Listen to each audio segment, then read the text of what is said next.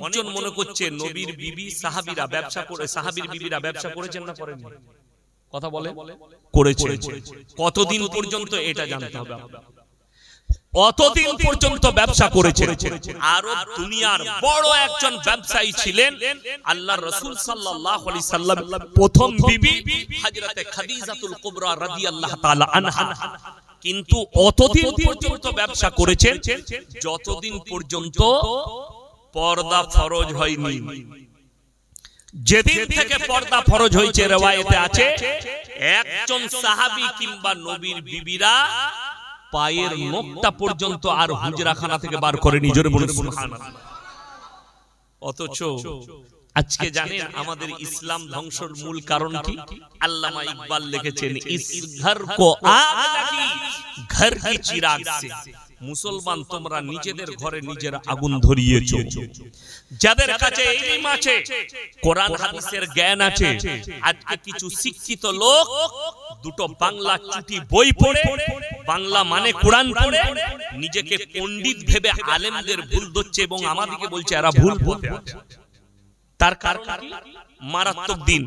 ইয়াসিন সাহেব তো আমার বইয়ের বাজারে যাওয়াটা পছন্দ করে না, শরীয়ত বিরোধী বলছে। ইয়াসিন সাহেব তো আমার হারাম জিনিসটাকে পছন্দ করছে না। আজকে দেখুন মসজিদের ইমাম তাদেরকে সমাজের লোক বাপের গোলাম মনে করেছে, ওই জন্য গ্রাম পরিবর্তন না, সমাজে পরিবর্তন। ইমাম যদি হক কথা বলে, হারাম হালালের বয়ান করে, তারপরের দিনে যারা ওই হারাম কাজটা করে তারা তারাবার ব্যবস্থা করবে, ওর পেছনে লাগবে তারা। এরা বাস্তব বলছেন।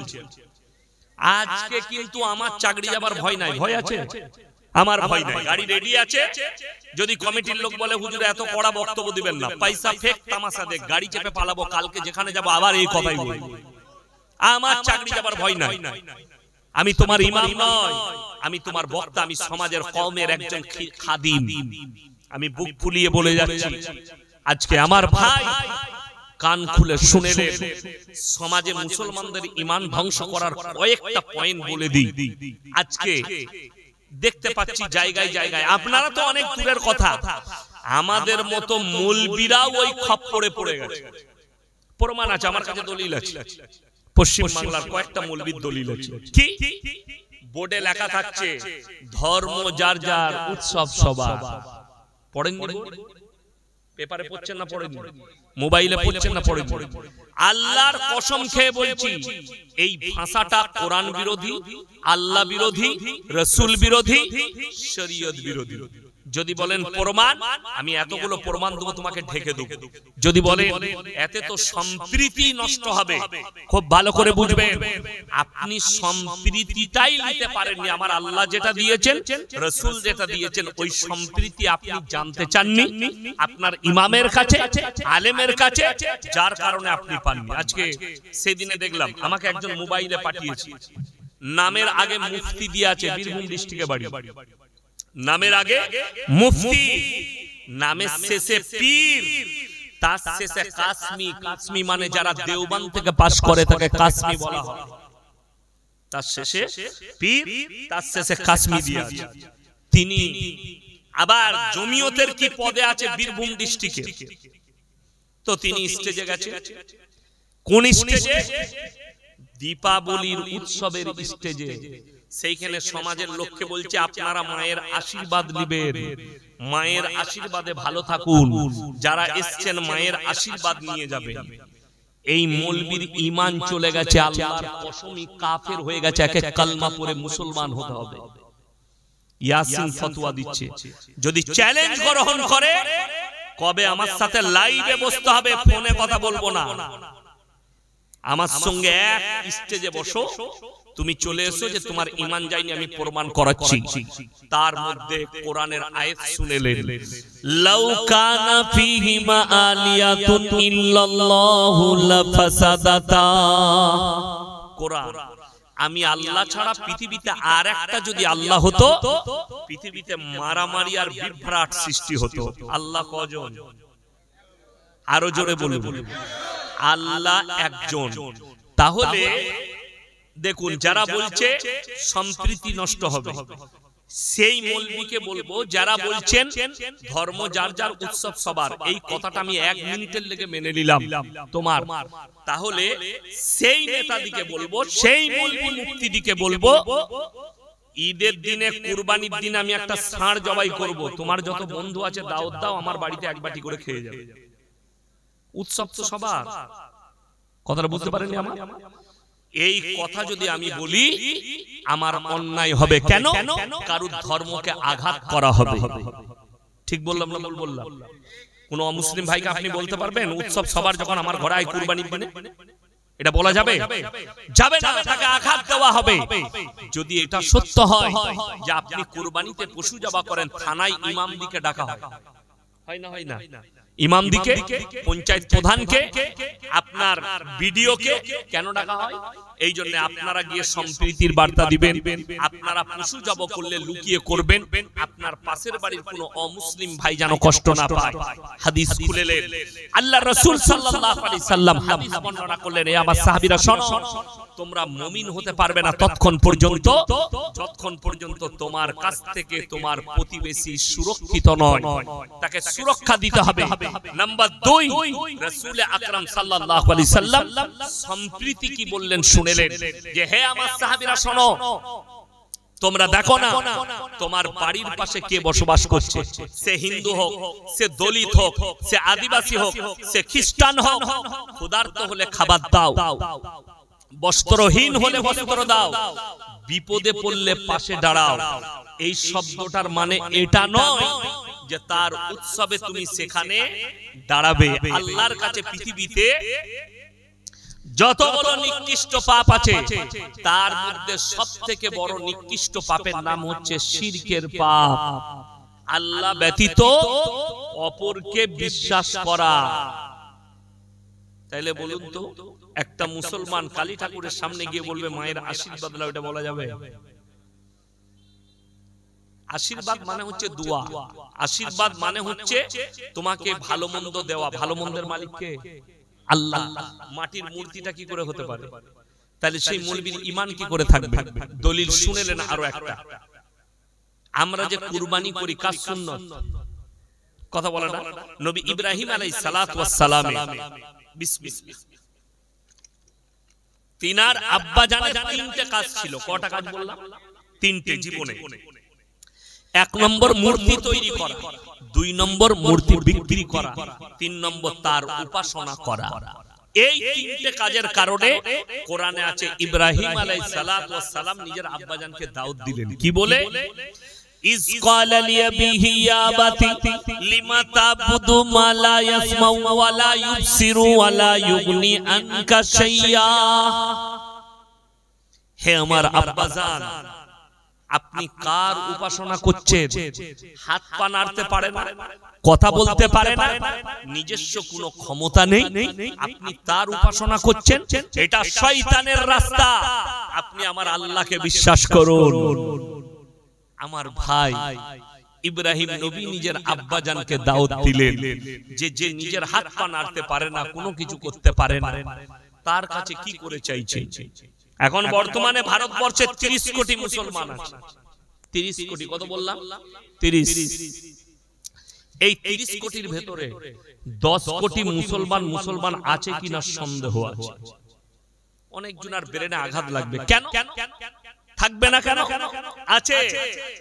নামটা মুসলমান আছে, কাজেতে তারা আর মুসলমান নাই, বেঈমান হয়েছে, কাফের হয়েছে, ঈমান হারা হয়েছে।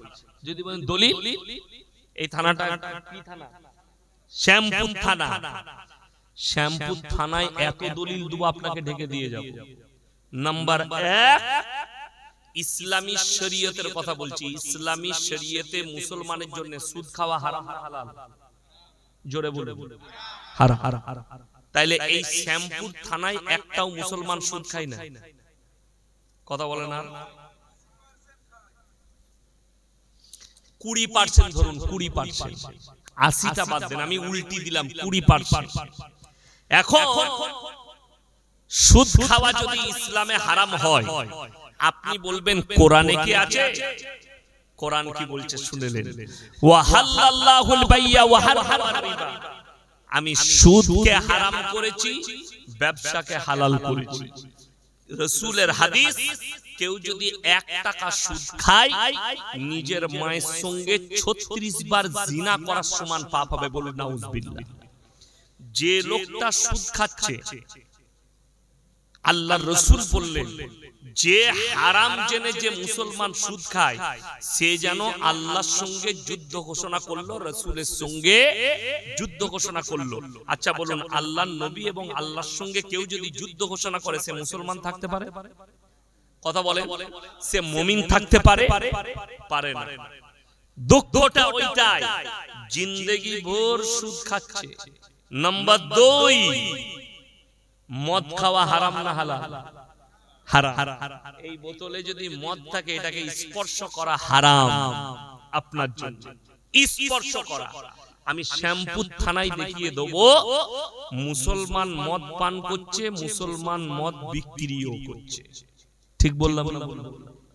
যদি বলেন প্রমাণ বা হাই রোডে চাপে আমার সঙ্গে, কোলাঘাটের দিকে চলুন, আর এই দিকে আপনি দুর্গাপুরের দিকে আমার রোডে চলুন, খালি দেখিয়ে দেবো মুসলমান হোটেল করেছে, হারাম করে লাইসেন্স নিয়ে মদ বিক্রি করছে, অথচ এই জানে হারাম। লটারির টিকিট হারাম না হালাল? হারাম। আপনি কটা মোড়ে নেবেন? শ্যামপুর বাজারে দেখিয়ে দেবো, উলুবেড়িয়ায় দেখিয়ে দেবো, বাগনানে দেখিয়ে দেবো, পাঁচলাই দেখিয়ে দেবো, রানীহাটিতে দেখিয়ে দেবো, অঙ্কুরহাটিতে দেখিয়ে দেবো মুসলমান কাউন্টার করে লটারি বিক্রিও করছে, কাটছেও মুসলমান। ঠিক বললাম না? আচ্ছা বলুন, এগুলো সব হারাম। এখন এরা ছাড়ছে না কেন? এরা জানে যত রকমের পাপ করবি কর, যা করবি কর, হুজুররা এসে মিলাদ পড়িয়ে জান্নাতে দিবে। তোর হুজুরও মার খাবে, তুই তো খাবি খাবি। লেখে আচ্ছা লিয়াসুন তো, একটা কোন হুজুরের ফতোয়া, মৌলবীর ফতোয়া, সারা জিন্দেগি ভর হারাম জেনে সুদ খেয়েছে, জিন্দেগিটা ওইভাবেই কেটে গেল সুদ খেয়ে। এই লোক মারা গেল, মরে যাওয়ার পরে এইভাবে যদি এই হুজুর দোয়া করে কিংবা ওই হুজুর দোয়া করে, লোকটা জান্নাতে যাবে। একটা দলিল দেন তো আমাকে। কোন বাপের বেটা হুজুর থাকলে তাকে স্টেজে ডাকে না মানে এইভাবে দোয়া করলে সুদখোর জেনে শুনে সুদ খেয়েছে, জান্নাতে যাবে। দুঃখটা কখন লাগে জানেন? যখন শুনতে পায় আমার এলাকার বেশিরভাগ ছেলে লরি চালায়, ট্রাক, বালির লরি, পাথরের লরি সব নিয়ে আসছে, লরি চালাচ্ছে। খবর পেলাম রাতের বেলায় আমার এলাকার অমুক গ্রামের অমুক ছেলেটা ডানকুনিতে অ্যাক্সিডেন্ট হয়ে মারা গেছে, নাহলে ধুলাগড়ে টোলের আগে অ্যাক্সিডেন্ট করেছে, মারা গেছে। ফজরের নামাজ পড়ে তার বাড়িতে গিয়ে বসলাম চেয়ারে, গ্রামের লোকরা আছে, দুঃখ প্রকাশ করছে। একজনকে জিজ্ঞেস করলাম, ভাই অ্যাক্সিডেন্ট করেছে, গাড়ি চালাতে গিয়ে ঘুমিয়ে গিয়েছিল রাত্রে? বলে হুজুর না, 3-4 বোতল একবারে মদ টেনে দিয়েছিল, দিয়ে অ্যাক্সিডেন্ট করেছে। আপনি ভেবে দেখুন তো। অথচ তার পরিবার, আমরা সবাই জানি জানাজার নামাজ হচ্ছে, নামাজে সূরাতে মাইয়াতের মাগফিরাতের দোয়া হয় না? কবরে আমরা মাটি পড়ার দোয়া বলি, তার মাগফিরাতের জন্য বলি না, নিজের মাইয়াত তার কবর জিয়ারত হয়। সে চলে গেল, তার পরিবার আমরা এক কাছে হয়ে মিলাদ পড়িয়ে তার লেগে দোয়া হয়, খানা হয়, তার লেগে মাদ্রাসা তালিব ইলমকে দাওয়াত দিয়ে কোরআন খানি হয়। আপনি ভেবে দেখুন, যদি একটা মাতাল জিন্দেগি ভর মদ খেয়ে জীবন কাটিয়ে দিল, তার নামে যদি কোরআন খানি করে দোয়া করে জান্নাতে পাঠানো যায়, একটা লোক জিন্দেগি ভর সুদ খেলো, সুদ খেয়ে মারা গেল, আর হুজুররা যদি মিলাদ পড়িয়ে দোয়া করে তাদেরকে জান্নাতে ভরে দেয়, তাহলে আল্লাহর রাসূল সাল্লাল্লাহু আলাইহি সাল্লামের চাচা জান কি অপরাধ করলো? কথাটা বুঝতে পেরেছেন না পারেন? হযরতে নূহ নবীর সন্তান কি অপরাধ করলো? তারাও তো কলমা পড়েনি, আল্লাহকে মানেনি। আর আপনি যদি বলেন ছেলেটা তো মুসলমান ঘরের, যদি মুসলমান ঘরের ছেলে হওয়ার কারণে যদি সে জিন্দেগি ভর সুদ খায় আর মুসলিম ঘরে ছিল, তার কারণে যদি সে জান্নাত পায়, তাহলে তসলিমা নাসরিন তো জান্নাত পাবে। কথাটা বুঝতে পেরেছেন না পারেন? ওয়াসিম রিজভী তো মুসলিম ঘরে জন্ম নিয়েছে, জান্নাত পাবে। এরকম পৃথিবীর যতগুলো হারামের আওলাদ যারা ইসলামের বিরুদ্ধে বলছে তারাও তো জান্নাত পাবে, যেহেতু তারা যেরকম রাসূলের দুশমন, এই সুদখোরটাও ওই রকমই আল্লাহর এবং রাসূলের দুশমন। এখন আমি জলসা করে চলে যাব, সকালবেলায় আপনার এলাকার চায়ের দোকানগুলো খোঁজ নেবেন, সুদখোর মাল কটা আমাকে গাল দিবে, ও বাজে হুজুর ওকে দাও দিবি না। তো তুই গালি দিলে কখনো সুদ হালাল হবে না? হবে? আমাকে গালি দিলে, আমাকে গালি দিলে সুদ হালাল হবে না। সুদ হালাল করতে গেলে তোমাকে আল্লাহর কাছ থেকে করিয়ে নিয়ে আসতে হবে, যেহেতু আমার আল্লাহ হালাল বলেছে। সুদকে হালাল করতে গেলে রাসূল সাল্লাল্লাহু আলাইহি সাল্লামকে দুনিয়ায় আবার আসতে হবে, হাদিসটাকে পাল্টিয়ে যেতে হবে। তা না হলে তোমার কোন বাপের বেটা মৌলবীর হিম্মত আছে হাদিসটা বুখারী, তিরমিজি, আবু দাউদ, ইবনে মাজাহ থেকে কেটে দিতে? দেখছে কত বড় পাওয়ার আছে তোমার বাপের বেটা মৌলবী। দুঃখটা ওইটাই। আপনাদিকে দলিল দেব, বাপ দাদার গল্প আমি কোন জলসায় বলি না, আমার বাপের পরিচয় আমি দিতে যাই না, বংশ পরিচয় দিতে যাই না। আমি যাই মানুষ যেন রাসূলকে চিনে, তার আদর্শকে চিনে, ইসলামকে যেন মানুষ চিনতে পারে। আচ্ছা বলুন তো, নবীজি সাল্লাল্লাহু আলাইহি সাল্লামের থেকে দামি লোক পৃথিবীতে কেউ আছে? কিয়ামত পর্যন্ত আসবে কেউ? যদি কিয়ামত পর্যন্ত কেউ না আসে, নবীজি সাল্লাল্লাহু আলাইহি সাল্লাম খবর এলো, ইয়া রাসূলুল্লাহ আপনার চাচা যান মারা যাবে। মন্নপন্ন অবস্থায় নবীজি ছুটলেন, চাচার হাতটা টিপে ধরে বললেন, চাচা গো, আমি মুহাম্মদ আল্লাহর নবী, তোমার ভাইপো, তুমি একবার খালি কলমাটা পড়ে নাও, আমি আল্লাহর কাছে তোমার জন্য কেঁদে কেঁদে ক্ষমা চাই। নবীজি সাল্লাল্লাহু আলাইহি সাল্লামের চাচা যান কি উত্তর দিল জানেন? উত্তর একটাই এলো, হে আমার ভাইপো, আমি যদি বার্ধক্যে কলমা পড়ি, লোকে বলবে মৃত্যু ভয়ে কলমা পড়েছে, আমি কলমা পড়তে পারব না। আমার আল্লাহ জিবরিল আমিনকে পাঠালেন আয়াত নিয়ে, ইন্নাকা লা তাহদি মান আহবাবতা ওয়ালাকিন্নাল্লাহা ইয়াহদি মান ইয়াশা। হে আমার নবী, হিদায়াতের দপ্তরটা সকলে বলুন কার হাতে? আল্লাহর হাতে। আমার হাতে আমার ইচ্ছা নেই তোমার চাচা কলমা পড়তে পারবে না। কোরআন। নবীজির চাচা কলমা পড়তে পারে, দুনিয়া ছেড়ে চলে গেছে, রাসূলের চোখে পানি। আল্লাহর হাবিব সাল্লাল্লাহু আলাইহি ওয়াসাল্লাম এরপরে আল্লাহর কাছে হাত তুলে বসলেন, দোয়া করতে লাগলেন, কি বলে? ওগো আল্লাহ, তুমি আমাকে যতদিন না নিষেধ করবে, আমি আমার চাচার জন্য কেঁদে কেঁদে ক্ষমা চাইবো। নবীজি ক্ষমা চাইছেন চাচার জন্য, দোয়া করছেন। আচ্ছা বলুন তো, নবীদের দোয়াকে আল্লাহ কবুল করেন না করেন? করে। কিন্তু এইখানে কোরআন শুনেলেন, নবীজি দোয়া চাইছেন কার জন্য? যে চাচা কলমা পড়ে যায় নাই, যে চাচা মুশরিক হয়ে মারা গেছে, যে চাচা বদ্দিন হয়ে মারা গেছে, সেই চাচার জন্য নবীজি দোয়া চাইছেন। আল্লাহ আবার জিবরিল আমিনকে পাঠালেন, কি বলে? মা কানা লিন নবিয়্যি ওয়াল্লাযিনা আমানু আন ইস্তাগফিরু লিল মুশরিকিন ওয়ালাউ কানু উলি কুরবা।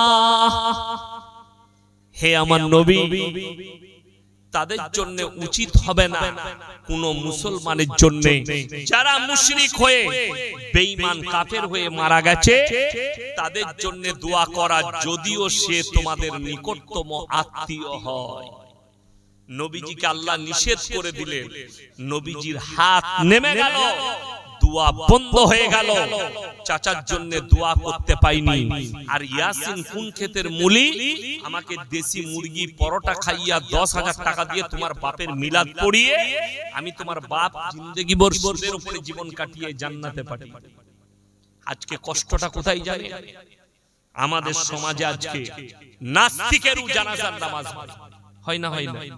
গ্রামে বাস করছে, কার ঘরে? হাজী সাহেবের বেটা নাস্তিক, আল্লাহ মানে না, রাসূল মানে না।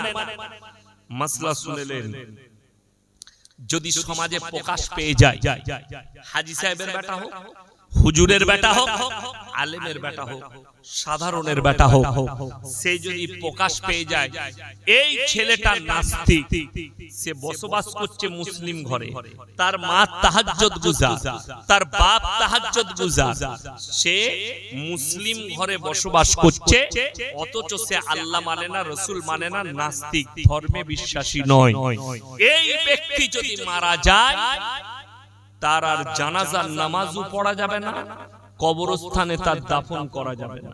কেন? কি করবেন? চাষের যদি জমি থাকে, জমিতে কোন জায়গায় পুঁতে দিবে তাকে, সারের কাজে লাগবে, শরীয়তের কাজে লাগবে। কিসের কাজে লাগবে বললাম? সার, মানে ধান একটু ভালো হবে, ফসল ভালো হবে, কিন্তু শরীয়তের কাজে লাগবে না। শরীয়তের কাজে লাগতো যদি আমার আল্লাহকে বিশ্বাস করত। জানাজার নামাজ মুমিনের জন্য হবে। কার জন্য বললাম? মুমিন, যে আল্লাহকে বিশ্বাস, যে রাসূলকে বিশ্বাস করে, যে কোরআনকে, যে ফেরেশতাকে, যে আমার আল্লাহকে, যে পরকালকে বিশ্বাস করে, যে ঈমান এনেছে, এই ঈমানদারের জন্য জানাজার নামাজ। যে আল্লাহ মানে না, রাসূল মানে না। আচ্ছা বলুন তো, যে আল্লাহ রাসূলকে মহব্বত করবে সেই লোক কখনো বেনামাজি হতে পারে? কথা বলে বেনামাজি রাসূল বলেছেন, যার নামাজ নাই তার মধ্যে ইসলাম নেই। আপনাকে আমি রাস্তায় দেখিয়ে দেবো, আমাদের দেশের কিছু গুটকাখোর বেরিয়েছে, বড় বড় পোস্টারে আই লাভ ইউ মুহাম্মদ লিখে রাস্তায় র্যালি করছে, কিন্তু হারাম করে এক ওয়াক্তের নামাজ পড়ে। প্রমাণ দেব। এই মুহাব্বতটার কি দাম?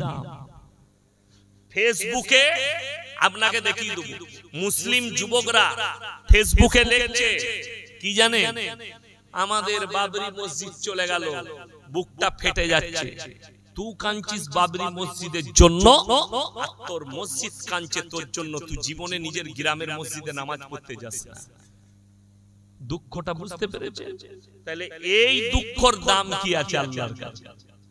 দাম তো তার মুহাম্মদ সাল্লাল্লাহু আলাইহি সাল্লামকে ভালোবাসার প্রথম প্রমাণ হচ্ছে জিন্দেগিতে তার নামাজ কাজা হবে। যদি বলেন কেন? বুখারী শরীফের হাদিসে আছে, নবীজি সাল্লাল্লাহু আলাইহি সাল্লামের ওয়াফাতের হাদিস, ওয়াফাত মানে দুনিয়া ছাড়ার আগে, riwayate আছে নবীজি এত অসুস্থ, দুজন সাহাবীর কাঁধে হাত রাখলেন, পাগুলো ছেঁচুড়ে নিয়ে গিয়ে মসজিদে নববীতে দাঁড় করালেন, নবীজি নামাজ আদায় করলেন। সেই সময়ও নবীজির নামাজ মাফ হয়নি। আর আমাদের সমাজের কিছু ছেঁচড়া যুবক আছে, নেমো খারাপ আছে, চায়ের দোকানে বসে 3 ঘন্টা গল্প করছে, হারামখোর গুটকা চিবাচ্ছে, তাকে নামাজের কথা বলুন, বলছে আমার সময় নেই। ঠিক বললাম না ভুল বললাম? এই মুসলমানটা আর যে জীবনে নামাজ কাজা করে নাই, দুটো মুসলমানের মধ্যে পার্থক্য করুন।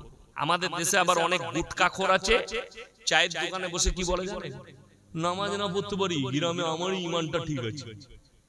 এরকম মাল আছে না? নাই? দাউদ দেখ, এসব বাবুরা গিয়ে যদি বলে ভাই নামাজ পড়তে এসো মসজিদে, মাচায় বসে গল্প করছো, হুজুর আমি নামাজ না পড়তে পারি, ঈমানটা আমারই ঠিক আছে। এই রকম যারা আছে তারা কোরআনের আয়াত শুনে যায়, কিয়ামতের দিনে এরা জাহান্নামে কিভাবে প্রবেশ করবে। দুটো রাস্তা, একটা জান্নাতে, একটা জাহান্নামে। আমার আল্লাহ কোরআনে বললেন জান্নাতীরা জান্নাতের পথে হাঁটবে, জাহান্নামীরা জাহান্নামের দিকে যাবে। আর জান্নাতীরা আওয়াজ দেবে কাদেরকে? জাহান্নামী দিওকে। কি বলে? ফি জান্নাতি ইয়াতাসাআলুনা আনিল মুজরিমিনা মা সালাকাকুম ফি সাকার। এই দাঁড়াও, এই জাহান্নামী ভাই, তোমরা সাকার নামক জাহান্নামে কেন যাচ্ছ? তারা 1 নম্বর উত্তর দিবে, ক্বালু লাম নাকু মিনাল মুসাল্লিন, আমরা নামাজি মুসল্লি ছিলাম না, তাই আল্লাহ আমাদেরকে জাহান্নামে পাঠিয়েছে। তারা বলবে তোমরা তো বলতে আমরা ভালো লোক, ঈমান তো আমার ঠিক আছে, তাহলে আজকে জাহান্নামে? তাদের 1 নম্বর উত্তর হবে ক্বালু লাম নাকু মিনাল মুসাল্লিন, আমরা নামাজি মুসল্লি ছিলাম না, আল্লাহ তাই আমাদেরকে জাহান্নামে পাঠিয়েছে। আমার আল্লাহর কাছে পৃথিবীতে তিনটে নিকৃষ্ট পাপ, তার মধ্যে মারাত্মক পাপ হচ্ছে শিরকের পাপ।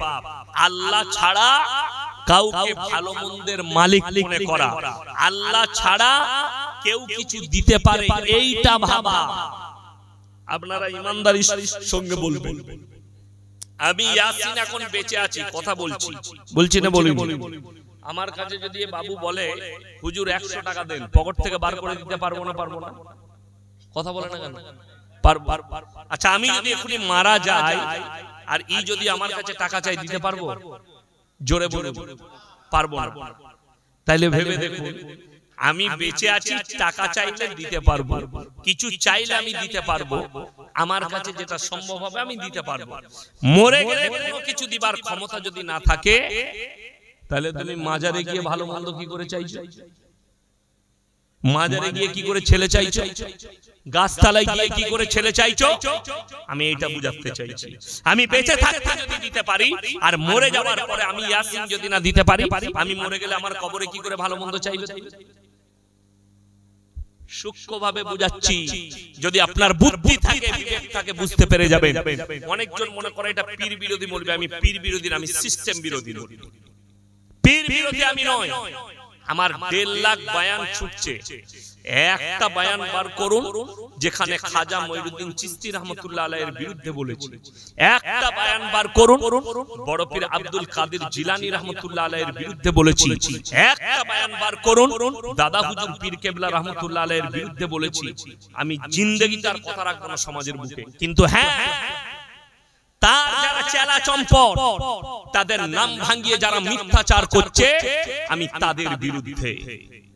তাদের নামে যারা মিথ্যাচার করছে, আপনি ইমানদারির সঙ্গে বলুন, আপনার ফতোয়া লেখা আছে কোথায়?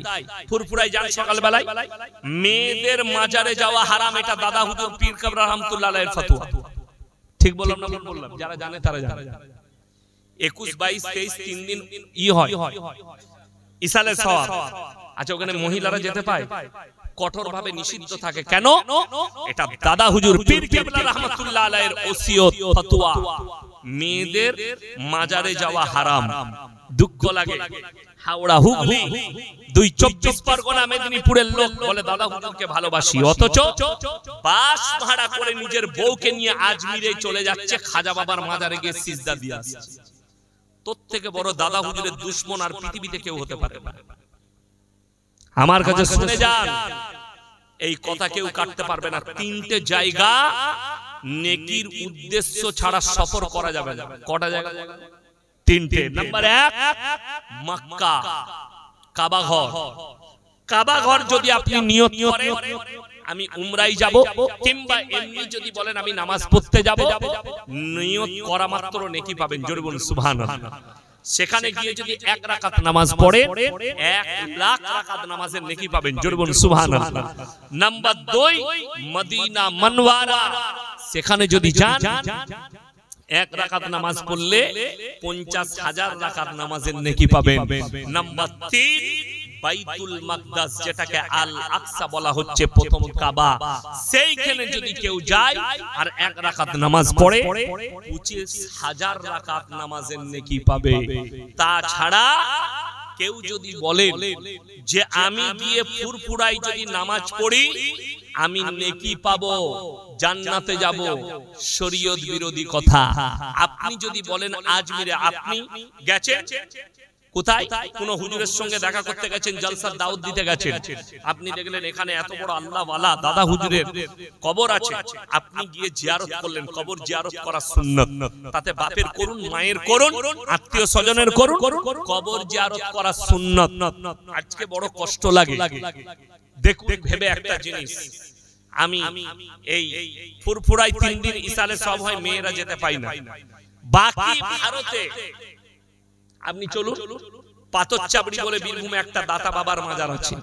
দাতা কে? সকলে বলুন, জোরে বলে না? আল্লাহ। তাহলে উনি কি করে দাতা হলেন? কেন দাতা? মানুষ ওখানে ভালো মন্দ চাইতে যায়। আপনার